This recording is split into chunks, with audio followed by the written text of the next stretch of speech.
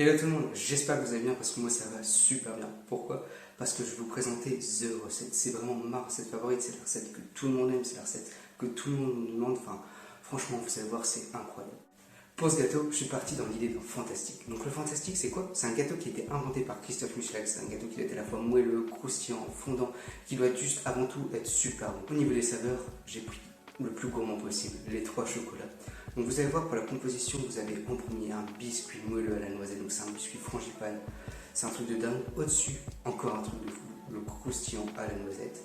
Ensuite, on poche au-dessus une ganache au chocolat noir, c'est une ganache super fondante. Et enfin, on termine par une ganache montée super légère à la vanille. Alors, oui, ce gâteau il est un peu plus long, il est un peu plus complexe à réaliser que les autres, mais vous allez voir, ça reste quand même super facile. Et puis, je vous mets toute l'organisation dans la description, comme ça, vous n'allez pas vous prendre la tête. Allez, je vous laisse avec la recette. On va donc commencer par préparer la ganache montée au chocolat blanc car elle a besoin de repos. Prépare tout d'abord tes ingrédients. Donc 90 g plus 230 g de crème liquide entière, 72 g de chocolat blanc, 2 gousses de vanille, 10 g de glucose et 3 g de gélatine avec 21 g d'eau ou alors une feuille et demie réhydratée dans de l'eau froide. Commence par gratter tes gousses de vanille, aplatis-les, fends-les en portefeuille dans le sens de la longueur, puis avec le dos du couteau, récupère les grains. Mets-les avec les gousses dans une casserole et ajoute les 90 g de crème ainsi que le glucose. Fais chauffer à couvert et laisse infuser au minimum une demi-heure en arrêtant de chauffer dès que la crème frémit. Pendant ce temps, mets ton chocolat dans un saladier et passe-le environ 30 secondes au micro-ondes pour commencer à le faire fondre. Fais aussi fondre ta gélatine en la passant à peine 5 secondes au micro-ondes, il faut surtout pas la faire bouillir. Verse alors un tiers de ta crème chaude et la moitié de la gélatine sur ton chocolat. Et à l'aide d'une maryse, fais des petits cercles comme ceci pour amorcer l'émulsion. À cette étape, cela peut trancher, c'est-à-dire que l'eau de la crème se sépare du gras du chocolat, mais ce n'est pas grave. Continue en ajoutant le deuxième tiers de crème ainsi que le reste de la gélatine et émulsionne de la même manière. Termine en ajoutant le dernier tiers et réalise toujours le même mouvement en restant au centre.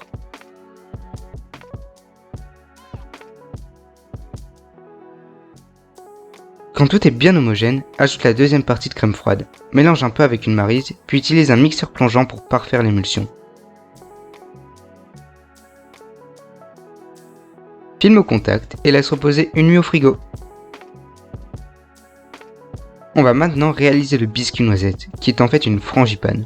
Il faut donc tout d'abord réaliser une crème pâtissière. Pour cela, tu auras besoin de 150 g de lait, 17 g de crème, 30 g de jaune d'œuf, 14 g de sucre de canne, 8 g de maïzena et 4 g de miel neutre.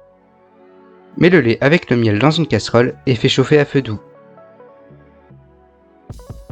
Mélange ensuite les jaunes avec le sucre et la maïzena.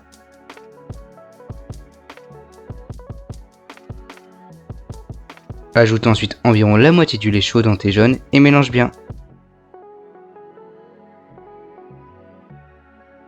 Reverse le tout dans une casserole et fais chauffer à feu moyen jusqu'à ébullition.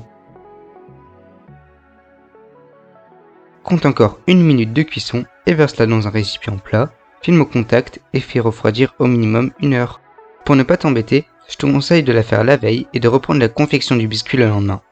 Pour la suite du biscuit, tu auras besoin de 80 g de poudre de noisette, 30 g de noisettes concassées, 80 g de beurre, 10 g de maïzena, 36 g de sucre de canne, 10 g de miel, 50 g d'œufs, 5 g de rhum et enfin 200 g de crème pâtissière. Mets tous les ingrédients dans la cuve du batteur et fouette à vitesse maximum pendant 3-4 minutes. Tu peux aussi utiliser un petit batteur à main, mais veille que ton beurre soit bien mou et commence par mélanger le tout à la main.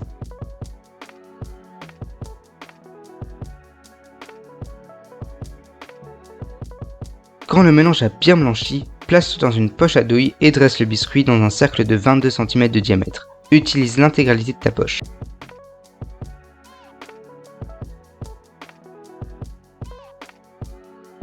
Étale légèrement à la palette pour égaliser le biscuit et fais cuire pendant 20 à 25 minutes dans un four préchauffé à 165 degrés. Mais adapte le temps de cuisson selon ton four. Il doit être moelleux, mais reprendre sa forme quand on appuie dessus. Enlève le cercle et laisse refroidir ton biscuit le temps de préparer la ganache au chocolat. Il s'agit d'une ganache à base de crème anglaise et de glucose pour qu'elle soit super moelleuse. Prépare donc 200 g de crème liquide entière, 24 g de lait, 40 g de glucose, 27 g de jaune d'œuf, environ 2 jaunes et 100 g de chocolat noir. Fais chauffer une casserole d'eau, puis dans un saladier, verse tous les ingrédients sauf le chocolat.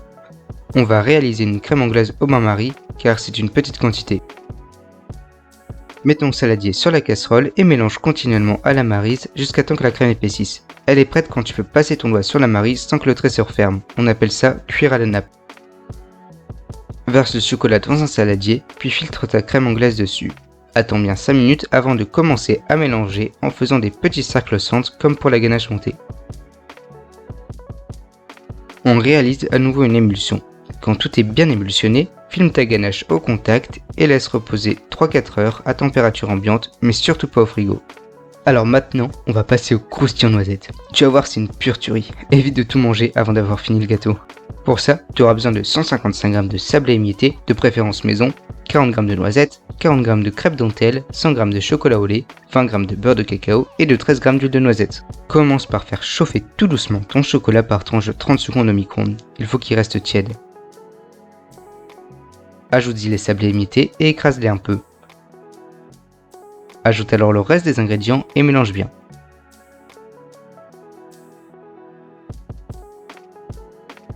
Remets le cercle sur ton biscuit froid, puis étale dessus le croustillant à hauteur du cercle. Laisse-le cristalliser une bonne heure au frigo. Quand il est bien dur, reprends-le, place ton plat de présentation dessus, puis retourne le tout et enlève délicatement la plaque puis la feuille. A l'aide d'une planche, appuie dessus pour égaliser le niveau. C'est bon, on peut enfin commencer le montage. Alors commence par mettre ta ganache au chocolat noir dans une poche munie d'une douille lisse, 12 pour moi. Appuie à l'aide d'une palette ou d'une corne pour chasser les bulles d'air et garde-la de côté. Monte alors ta ganache au chocolat blanc en la mettant dans la cuve de ton batteur bien froide. Commence à vitesse faible et augmente progressivement la vitesse. Elle doit devenir assez ferme, mais pas plus que ça.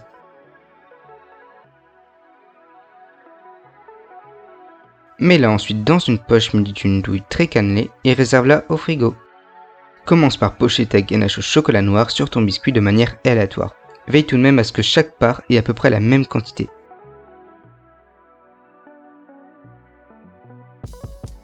Remplis ensuite le reste avec la ganache au chocolat blanc. Il faut qu'il y ait plus de ganache montée que de ganache noire.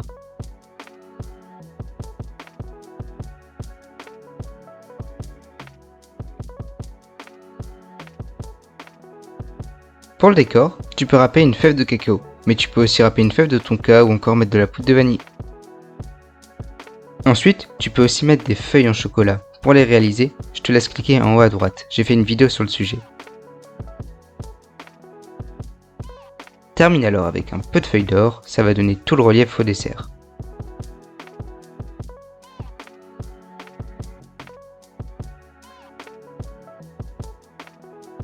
Et voilà, la vidéo est terminée. J'espère que ça t'aura plu. N'hésite pas à aimer et t'abonner.